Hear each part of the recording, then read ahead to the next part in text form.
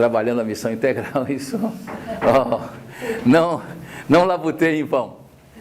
E também o tempo que se gasta para escrever um capítulo do livro, um artigo para uma revista, e ver o livro tendo uma utilidade, sabe que o escritor evangélico não ganha dinheiro, né? Às vezes ganha pedrada, mas quando vê o resultado do livro, concretamente, isso tem sido uma experiência muito gratificante. Então eu me sinto muito enriquecido por essa experiência. Muito bom também ter trabalhado com a Meire e com a Alva, as meninas aí. Eu creio que o nosso trabalho, irmãs, para aqueles jovens que já se sentem cansados, é uma demonstração que a terceira idade pode ser útil, não é? Isso me faz lembrar o reverendo Antônio Elias, vocês conheceram, ele foi ativo até 97, ele tinha uns 85 quando ele foi convidado para ser orador do encontro de terceira idade da Igreja Presbiteriana do Brasil, em Caldas Novas. Aí estava a turma aí dos 50, aos 70, 75, e ele chegou, começou a série de sermões, assim: meus irmãos, eu tenho profunda identificação com vocês, porque já passei por isso. Ele estava na quarta idade. E, aliás, nós estamos caminhando com a longevidade para muito mais gente na quarta idade, né? Hoje eu vou ligar para minha mãe, como faço todo domingo, que está com 92, acompanhando a política econômica, a variação da Bolsa, etc. Então,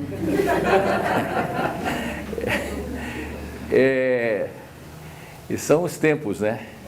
Eu me lembro do Miguel Arraes, grande figura da política brasileira, e ele, quando ele estava aí pelos 75, 77, o pessoal doido para tirar de cena e entrar novos políticos, mas doutor Arraes, o senhor não acha que o senhor deu uma grande contribuição ao Brasil? Nós somos muito gratos pelo que o senhor fez, e estaria talvez na hora do senhor se aposentar e ficar mais como um conselheiro, como um sênior. Ele parou assim e disse: isso é um assunto muito sério para eu decidir sozinho, vou consultar minha mãe. E realmente, àquela altura, a mãe dele, com 95, ela enfiava a agulha sem óculos. Então, nós estamos assim motivando os meninos Pela primeira vez conheceram um anglicano ao vivo, alguns só conheciam o João Nistório por papel. E sempre acontece duas perguntas para onde eu vou, entre outras. Uma diz assim: a sua igreja foi fundada pelo rei Henrique VIII? Não foi. Na verdade, Henrique VIII era uma pessoa que foi patrono do encontro de casais com Cristo, que ele casou 5 vezes, e criou a figura da auto-viuvez, né? Mandava matar a mulher. Então, na verdade, a nossa igreja surgiu com comerciantes, soldados e funcionários civis de Roma, quando a Britânia, que eram as Ilhas Britânicas, era uma província romana. Eles criaram uma igreja ali, cristã, a partir do evangelismo pessoal, e durante 6 séculos essa igreja existiu sem nenhuma vinculação com a Igreja Católica Romana. Era chamada igreja celta.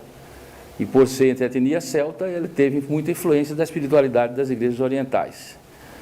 Quando os vikings, que vieram aqui da terra dos noruegueses e dinamarqueses, ocuparam o sul da Inglaterra e a repaganizaram, o Papa enviou um grupo de beneditinos para reevangelizar o sul da Inglaterra, com o mosteiro de Cantuária. E aí, no século VII, aquela igreja se filiou à Igreja Romana, mantendo a autonomia em algumas coisas. Já no século XIV, surgiu a pré-reforma com Wycliffe, na Inglaterra. E, finalmente, no século XVI, quem lidera realmente a reforma é a universidade.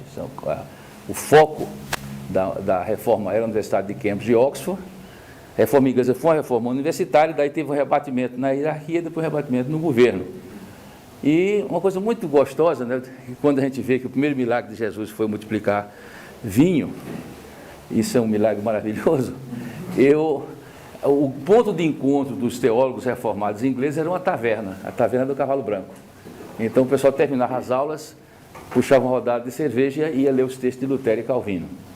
Então a gente entende porque em inglês a palavra bebida destilada é a mesma que espírito, spirit. Então eles eram cheios, em ambos sentidos, cheios do Espírito. Então nós somos uma igreja reformada. A segunda pergunta, você diz: vocês são igreja católica ou igreja protestante? As duas coisas. Até porque na cabeça dos reformadores iniciais não havia esse antagonismo. O reformado é o verdadeiro católico.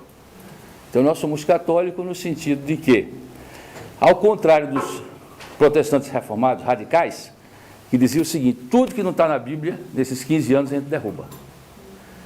O outro grupo, que seriam os luteranos e os anglicanos, não.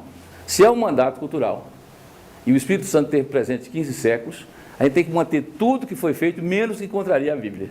Essa foi a grande diferença.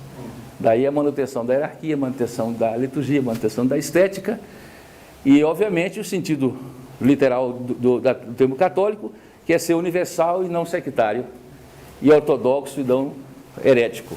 Então, nós somos católicos nesse sentido. E somos protestantes no sentido de que a nossa teologia é a teologia da reforma. Isso faz com que nós tenhamos essa síntese, né?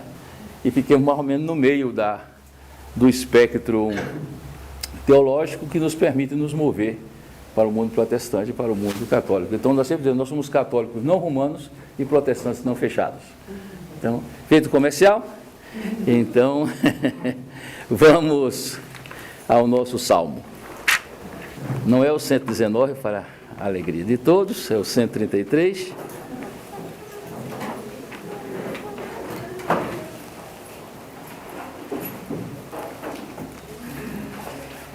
Aliás, o João falou sobre maçonaria. Esse salmo é que é lido sempre na abertura dos trabalhos maçônicos. Esse é o salmo da maçonaria. Mas não é o caso, não foi por isso que foi escolhido aqui. Eu vou ler na minha versão e vocês vão ler na de vocês. Eu estava falando sobre Bíblias, eu estava comentando com alguns amigos que eu ganhei de presente agora a Bíblia do Cerrado. É uma nova edição para os plantadores de soja e os grandes latifundiários do Cerrado. Há uma missão que trabalha com eles e lançaram agora a Bíblia do Cerrado. E eu estou aguardando a Bíblia do Aberto. Então, Salmo 133.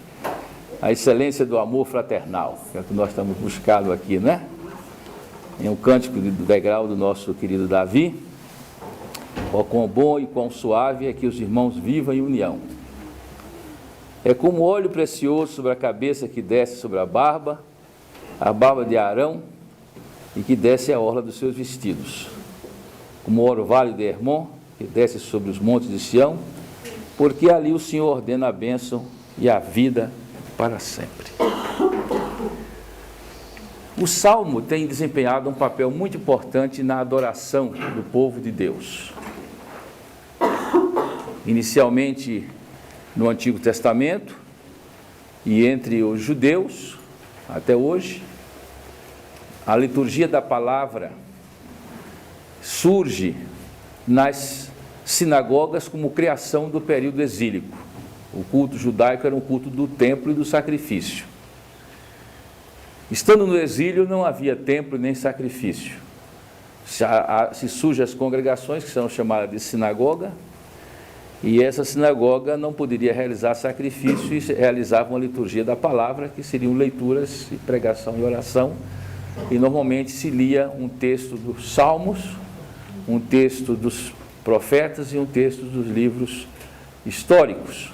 E isso vai depois ser mantido pelas igrejas anglicanas e luteranas, acrescentando o Evangelho, então, na chamada liturgia da palavra, e as outras igrejas cristãs antigas. Então, o Salmo desempenhou na história, primeiro com as sinagogas, depois nas igrejas cristãs, uma ferramenta de piedade muito central, tanto para o culto público, seja a leitura corrida ou a leitura alternada, responsiva do Salmo, tem levado gerações. E também na nossa devoção pessoal. Cada um tem o seu salmo de estimação. E algumas igrejas de linha puritana chegaram a se extremar. Isso tem em vários países, como a Igreja do Pacto nos Estados Unidos, que não cantam outro hino a não ser os salmos metrificados com um barítono no estilo da sinagoga. No caso brasileiro, nós sentimos que, especialmente a partir dos anos 70, houve um reavivamento do canto dos salmos, e nesses 30, 40 anos do Brasil, 30 anos principalmente, houve uma ampla produção da música em cima dos salmos, como sendo essa... Porque o salmo, ele é sentimento, não é um texto descritivo, narrativo. com dados históricos, ele é uma emoção na adoração. E nós temos que incorporar o nosso sentimento para com Deus e o nosso sentimento para com o próximo, como corações quebrantados, sensíveis, não é? O Salmo é um cântico que nos eleva em direção a Deus e nos enleva espiritualmente. É muito difícil você ler o Salmo de forma fria. É mais fácil fazer um exegese de um texto histórico, mas você tenta fazer o exegese do Salmo, daqui a pouco você está envolvido, né? Porque é como se fosse uma destinação que Deus, né, deu àquele seu servo, Davi. É como se, através dos salmos, o céu chega à terra e a terra chega ao céu. Então, nós valorizamos muito o papel dos salmos na piedade da igreja e das nossas vidas. Esse salmo aponta para que há algo de bondade, algo de positividade, algo de valor, algo que soma. Então nós construímos as nossas vidas à base desses algos somatórios, porque há sempre algo na nossa vida que diminui, né? Há algo na nossa vida que contradiz, há coisas que acontecem na nossa vida que nos encolhem, nos tornam menores, nos afetam, mas nós somos construídos pelos fatos, gestos, palavras, pessoas, acontecimentos que são positivos. E nós saímos, como este retiro foi um algo positivo, pelo testemunho que acabamos de ver. Então, esse algo é bom. Nesse sentido, ele é ético, não é? Se ele é bondade, ele é corretividade, ele é construção, esses fatos são fatos bons. Mas é interessante que a palavra diz, ó quão bom e quão suave. Então não se refere apenas aos fatos bons, mas aos fatos prazerosos, porque a expressão suave é uma expressão de sensações, né? Algo é rude, ou como eu diria no Nordeste, carrasquento, ou algo é suave, né? Um ursinho de pelúcia versus uma lixa número 3. Então, a percepção ética, né? Mas a percepção, que é bom, mas a percepção afetiva, é gostoso, né? Alguém perguntava à nossa irmã na fé, Baby do Brasil, uma das teólogas contemporâneas desse país, como é que você descreve a sua experiência de conversão? Ela disse, mas Deus é tão gostosinho. Então, eu creio que ela começou pelo Salmo 133. Não é? Essa dimensão de que há coisas que são gostosas, prazerosas, suaves, não é? Chegam ao nosso afeto, nos trazem paz, nos trazem alegria, nos trazem sorriso. Então, o que nos constrói é aquilo que é bom e que é suave, aquilo que é ético e aquilo que é afetuoso. E dentre as diversas facetas desses fatos bons e estéticos e suaves, afetivos, está a união. A gente só sabe o valor da união quando vive a desunião. Algumas pessoas vivem uma experiência de desunião familiar, né? Eu sou filho de pais divorciados, meus pais divorciaram, eu já era adulto.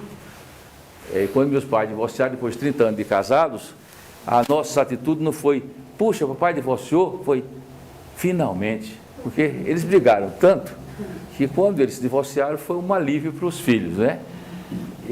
Porque eles, não sei como eles conseguiram casar, porque não tinham nada em comum. Um dormia cedo, dormia tarde, um acordava cedo, outro acordava tarde, um era friorento, outro era calorento. E eles conseguiram, nesse milagre, viver 30 anos. E pelo menos me geraram, né? Já foi alguma coisa.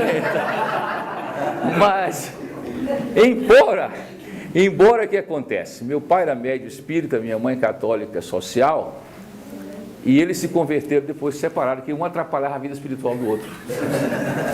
E meu pai casou a segunda vez com uma mulher da Assembleia de Deus. Meus 3 irmãos, segundo casamento, são pessoas muito piedosas. Estou me encontrando com meu irmão mais velho hoje à noite, está me esperando no aeroporto. E minha mãe, sem os filhos, sem a empresa. Mamãe adorava um som, que era da máquina registradora. E sem o marido, ela começou a quebrar a sua carcaça, a sua couraça e se converteu e é uma mulher piedosa hoje. De modo que tudo concorre para o bem. Mesmo aquilo que pode parecer mal, nós agradecemos a Deus porque foi melhor meus pais separados, convertidos, do que os 2 juntos indo para o inferno, não é verdade? As óticas são assim, né?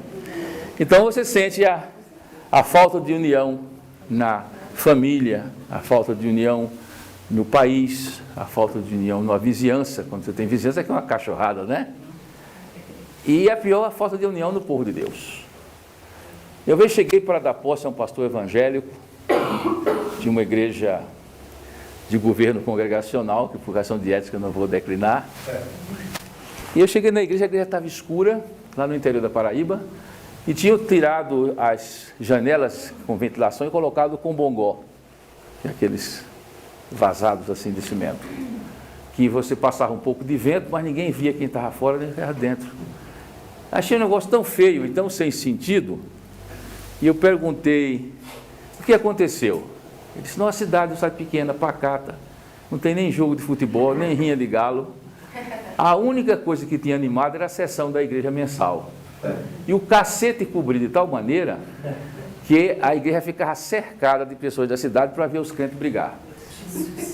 O calendário da cidade era a sessão da igreja evangélica com a sua rinha diaconal.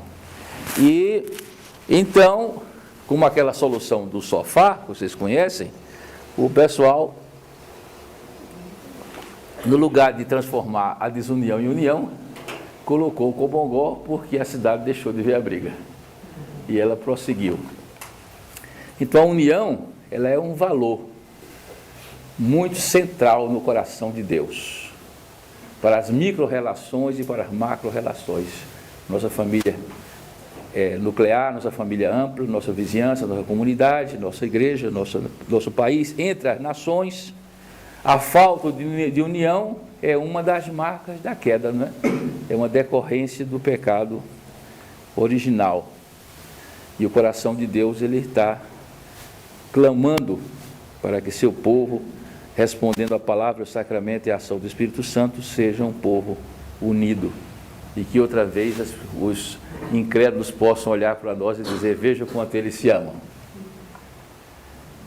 Buscar a união na família biológica, na família humana, na família da fé. E se nós realmente fomos lavados pelo sangue, ungidos pelo Espírito, enxertados no corpo do qual ele é o cabeça, nós devemos viver unido. A união, porém, ela promove a unidade, que é a ação conjunta, mas não deve ser associada à uniformidade, porque nós somos diferentes em nossas personalidades, em nossas histórias. A riqueza nossa não é o que lamentavelmente acontece com algumas igrejas que tentam nos transformar em uma linha de montagem de garrafa de refrigerante, todos iguais, não é? Nós somos, a riqueza da igreja está na diversidade das nossas personalidades, dos nossos jeitos, né? Da nossa identidade que Deus nos fez cada um. Então, a união promove a unidade, que é a ação em conjunto, mas não deve promover a uniformidade. A união não deve ser fruto de coerção, mas de laços de afeição. Deus nos faz ser uma rede de afetuosidade. E, além do mais, como cristãos, nós convergimos em nossas crenças básicas. E daí o Espírito Santo faz com que nós possamos convergir em nossas atitudes básicas. Na vida missionária, que devia ser uma redundância, porque todo cristão é uma vida missionária, nós convergimos para os objetivos comuns de promover o reino de Deus, que é reino de justiça e paz. De ter novas prioridades na nossa existência, diante das prioridades que o mundo tenta nos distorcer. Nós vamos criando métodos e vamos então encetando uma caminhada espiritual, uma jornada missionária que nunca é solitária. Sempre que eu vou aos Estados Unidos, eu vejo que é a dificuldade de uma cultura cujo herói é o cowboy solitário. Ele, o seu cavalo e o seu colt. E isso dificulta muito a construção de uma dimensão comunitária da vida cristã. O quão bom e quão suave é que os irmãos vivam em união. E aí está a palavra viva. Não é só que estejam em união.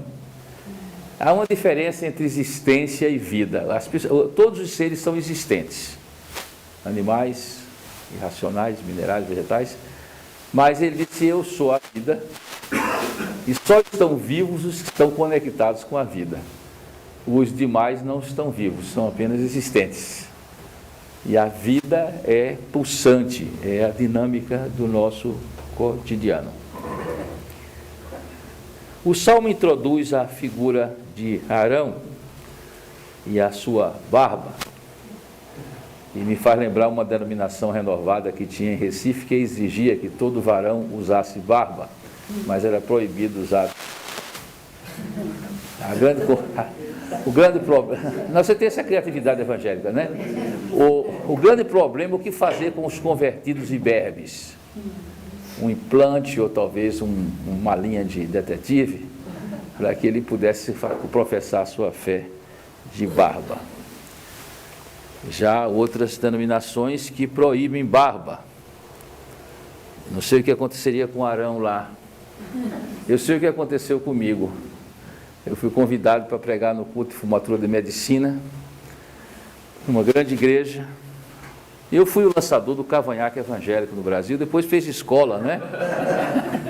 Eu usei cavanhaque 13 anos e bigode 20, aí quando eles começaram a ficar policrômicos, eu tirei, mas eu lancei, o meu tipo de cavanhaque fez escola, né? Você pode olhar a foto de muita gente que aderiu à ordem dos cavanhaqueiros evangélicos. Aí eu fui convidado para pregar nessa igreja, muito bem acolhido, com a condição de que eu raspasse o cavanhaque, né?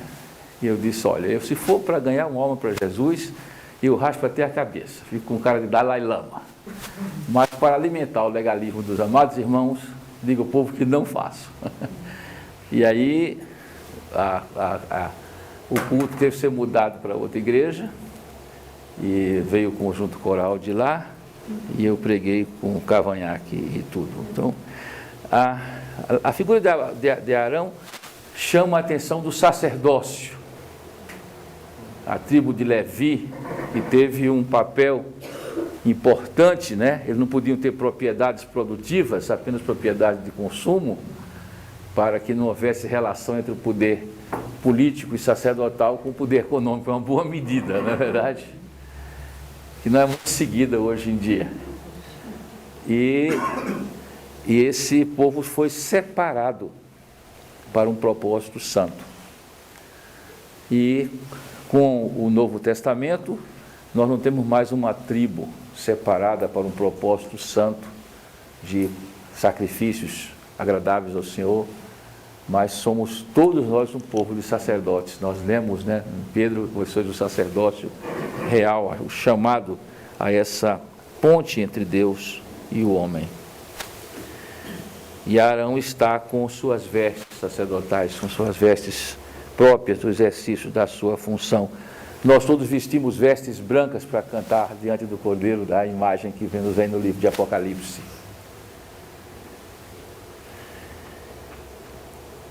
E há uma figura que vem associada também ao sacerdócio, no verso 2, é exatamente o óleo.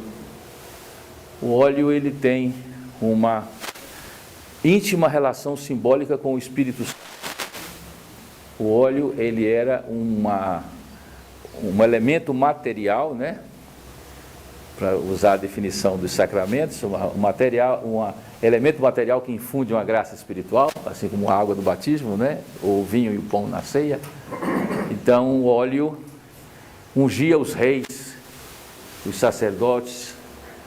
Me lembro quando um apóstolo foi ungido aqui há poucos anos, estava numa concentração em Belo Horizonte, de surpresa. Chegou um apóstolo com um chofar cheio de óleo, colocou de joelho e deu um banho de azeite galo nele. Foi feito. Assim. Mas, nas nossas igrejas, aliás, eu rio muito quando eu chego para comprar mercado que tem assim, azeite galo ultra virgem. Digo, a última virgindade do Brasil são os olhos. Então, ainda mais ultra, que significa que existe alguma categoria aquém do ultra, uma virgindade light. Mas nas nossas igrejas, por exemplo, na Semana Santa, nós reunimos todos os pastores, normalmente na quinta-feira, que é o culto alusivo à criação da ceia do Senhor. Os pastores todos renovam os seus votos ano, renova os seus votos, e junto com o bispo que preside a cerimônia, nós abençoamos o óleo que será usado durante aquele ano para a unção dos enfermos.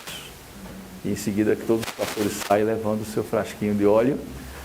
E nós cremos que é um princípio muito antigo da igreja que, ao se orar pelos enfermos, unja com óleo, no sentido de que o óleo tem sido historicamente um canal sacramental do Espírito Santo, do qual nós dependemos. O Orvalho de Hermon se refere a um espaço geográfico da Terra Santa, da Terra da Revelação, e de certa maneira, para nós hoje, nos levaria à percepção ecológica de que toda a Terra é santa, toda a Terra é parte do lar comum da humanidade, e em toda a Terra pode-se dar teofanias, que são aparições de Deus, lugar onde Deus fala.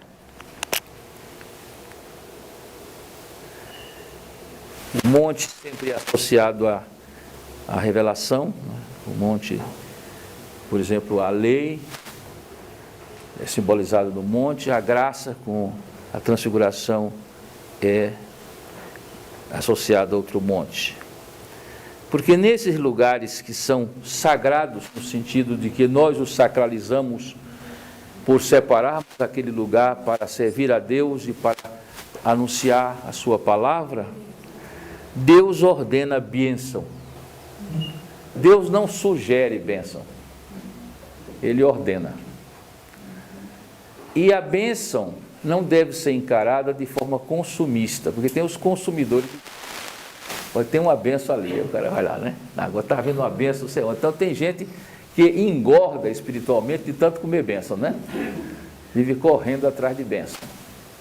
E na verdade a palavra nos diz: sê tu uma bênção.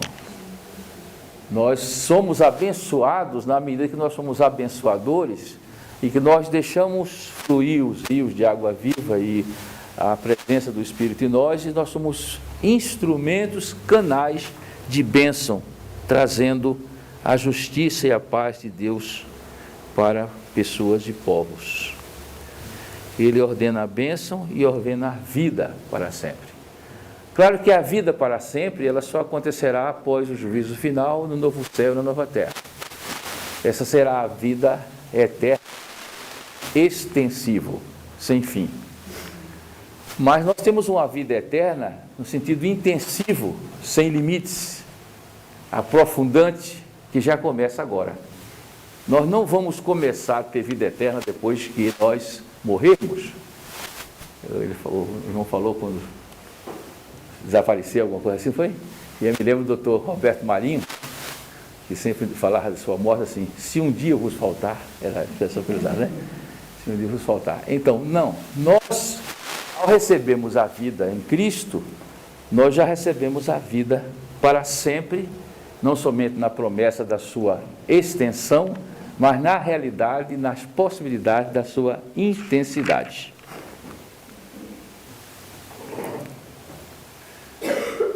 Então, desses dias, Nós saímos encorajados por esse salmo para afirmar a verdade contra o erro, afirmar a união contra a desunião, afirmar a esperança contra aqueles que fecham a história, e nós podemos ser, como disse um teólogo, que cada gesto de bondade que eu faço na terra é como se fosse um tijolo que eu separo ou crio para a construção da Santa Cidade, da Nova Jerusalém. A ação da história tem uma repercussão na pós-história, na eternidade, à medida que nós desenvolvemos uma vida qualitativamente diferente, nem sempre quantitativamente. A vida de Jesus foi muito curta, 30 anos. O seu ministério foi muito curto, 3 anos. Nós não medimos a vida pela sua duração, mas pela sua doação. Não é a quantidade, é a qualidade. Nós sabemos como vivemos quando nós morremos. Há 3 atitudes das pessoas quando nós morremos. Faça uma visitação, o que acontecerá quando eu morrer, Elisa? Há aquelas pessoas que foram tão más, militantes do Código Penal, e quando elas morrem, a terra se rejubila e se alegra porque a terra ficou melhor. Imagine a morte de Adolf Hitler ou de Joseph Stalin. E há muitos bandidos nesse Brasil cuja morte é saudada com júbilo, né? E as pessoas, de forma muito caridosa, dizem que o diabo carregue. Muito bem. Então,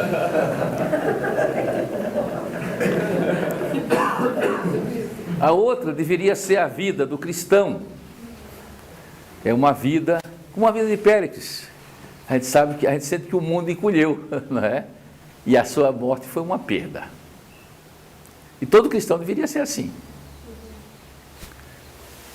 O problema é que nós temos cada vez mais as chamadas vidas chuchus, que não fede nem cheira, nem flói, nem contribui, antes pelo contrário, é acima de tudo. Você passou a vida todinha, não fez nada de bem, nem nada de mal, você não fez nada. A sua vida foi uma rotina absoluta. Ou como diria um matuto da minha terra, minha vida é tão rotineira que ela se resume a um dia atrás do outro, a noite no meio. E uma refeição atrás da outra e um arroto no meio. Tem uns crentes assim, não tem? E aí quando você morre, ninguém nem se alegrou, nem se entristeceu. Então, alguém pode dizer, já foi tarde, né? Eu tive uma experiência muito triste sobre esse tipo de gente chuchu. Eu tinha um colega de classe, ele fazia direito comigo, e eu fazia paralelamente o curso de Ciências Sociais na Católica, ele fazia filosofia. Era um erudito e era um cavalheiro, mas é aquilo que alguns chamavam de intelectual puro, só precisava de ler. Nunca participou de nenhum movimento de qualquer natureza. Tentou ser professor universitário, não tinha paciência com a burrice dos seus alunos. O que é até por certo ponto compreensível, mas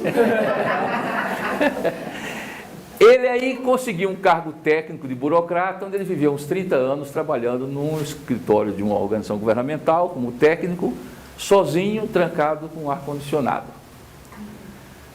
Então ele lia em casa e escrevia no escritório, e nunca ninguém contou com ele para nada. Há uns 3 anos atrás, um colega em comum, que foi até diretor da Faculdade de Direito, encontra-se com a irmã desse colega na missa de Natal, lá em Olinda, e pergunta por ele, como é que vai fulano? E a irmã espantada diz, você não sabe que ele morreu? Aí o meu colega, que era amigo dele, disse, essa semana? Não, faz 3 anos. Quer dizer, ele era tão ausente de qualquer coisa que vivo ou morto não fazia diferença. Ele tinha morrido 3 anos e um amigo não sabia. Então essa é o risco de uma vida que não reflete a luz, né? Não ilumina, né, meu irmão? Então não ilumina. O meu estado tem um senador, ex-senador, que já foi vice-presidente da República, vocês conhecem, não é conhecido muito como porte atlético, foi aluno do meu colégio, da minha faculdade, uma geração antes da minha, que ele tem todo um trabalho político junto aos órfãos e a viúvas, para ganhar voto. Então, se for um defunto de terceira e quarta divisão, eles mandam um cartão. Melhor ou pior. Mas eles têm um acordo, eles dão dinheiro para os donos de cartório de óbito passar para ele o nome dos falecidos, porque antigamente isso era diferente. Na minha infância, quando o dono do cartório passava o nome do falecido, o político ia lá e dava um presente, que era uma sombrinha e um corte de chita para a viúva, e pedia uma lembrancinha, que era ficar com o título. E aí de manhã as pessoas votavam com o seu título, e havia uma urna especial para casos especiais, isso eu alcancei na minha infância, quando meu pai foi vereador, e é que eu chamo de voto espírita. A pessoa votava a segunda vez com o título do defunto. Isso o Brasil já foi muito movido por entes espirituais, né? Assim. Os vivos, aqui no Brasil era literal aquela frase, cada vez mais os vivos são governados pelos mortos. Então, na minha cidade eu vi muito defunto eleger vereador. Então, mas aí esse senador, ele, se for um defunto fraco, ele manda um cartão. Já um defunto da série B, né, da vida, ele manda um assessor. De preto, o assessor já tem todo o ensaio do rosto fúnebre. Se for um assessor, nada de pintura, obviamente, e aquele clássico, né, meus pêsames, etc. e tal. O senador não pôde estar presente, mas manda. E é interessante como isso funciona. Quanto voto vem da viúva das crianças, né? Nós somos um povo criativo, isso é onde não podemos negar. Agora, quando o defunto é série A, ele vai pessoalmente. Ele tem uma cota de funerais e tem alguns discursos prontos. Se é homem, mulher, se é jovem ou velho, ele tem um kit funerário retórico em que ele puxa o discurso de acordo com o defunto. Aí reza a tradição, que um dia um sujeito que era um grande boêmio, né, pilantra, salafrário, aqueles adjetivos que algumas pessoas carregam na vida, tinha morrido, e estava ali aquele constrangimento, e ele veio para uma capela vizinha e errou o número da capela, e entrou na capela desse tal defunto. E ele puxou o quê? O sermão, o discurso A, que é o discurso para personalidades de destaque. E ali aquele clima de pessoal torcendo para acabar o velório logo, as várias viúvas naquela sensação de desconforto e tal. Tem um pessoal que chama do socialismo erótico, então ele chega e faz aquele discurso. Minha alma se emociona diante desse grande brasileiro, né? A nação perde um grande cidadão, pai de família exemplar, né? Marido estremecido, e lá vai por aí afora. Pode imaginar o constrangimento do público, até que um dos filhos se dirige a uma das mães e diz: mãe, para ver se é painho mesmo.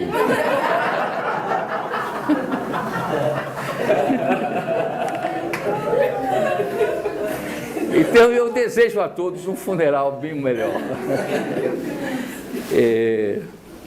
Porque as pessoas pregam na morte, né?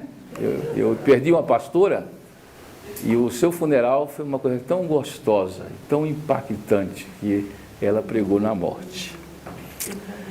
Então nós somos chamados a caminhar e construir uma qualidade de vida, simplesmente colocando a nossa vida no altar,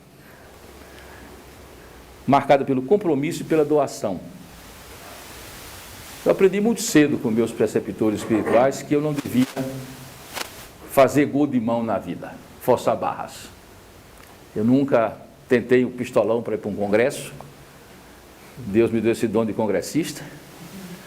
E foi uma bênção estar nos grandes congressos dos últimos 50 anos. Como eu também nunca procurei emprego, os empregos me procuraram, e nunca procurei missão. Mas isso exige que você esteja disposto a responder à missão que Deus lhe dá amanhã. E nem sempre é um lugar gratificante. Pode ser uma coisa muito simples. Para mim foi muito importante que eu fui, durante 8 anos, em 2 igrejas co-pastor. Aprender a ser vice é muito importante. Você ser o segundo violino na orquestra, você não aparece. Então, eu acho que Deus me ensinou muito, eu estando debaixo da autoridade, não sendo a pessoa principal daquela igreja. Por fim, nós somos chamados à santidade. Eu tenho feito a classificação de santidade passiva e santidade ativa.